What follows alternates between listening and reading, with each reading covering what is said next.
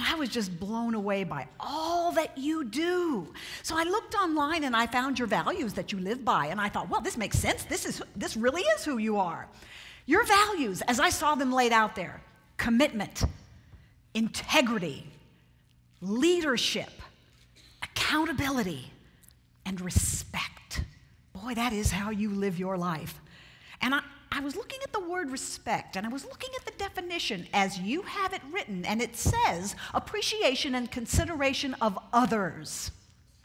And then I thought, yeah, that's what I'm going to be talking about. But I'm going to put a little twist on that one just for this one session that we're together. I want to be talking about appreciation and consideration of you, by you. You taking care of yourself for the things that you need. Because you see, this is what we know to be true about caretakers like you, and that's what you are. You're one of those giving people. You see a need, oh, we got to take care of that. You see someone who is hurting and you go, I've got to fix that.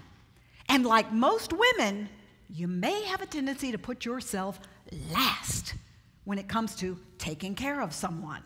Oh, first comes, your family and your if you're working, your clients or your customers and your coworkers and your extended family, and certainly all the people that you take care of through Assistance League.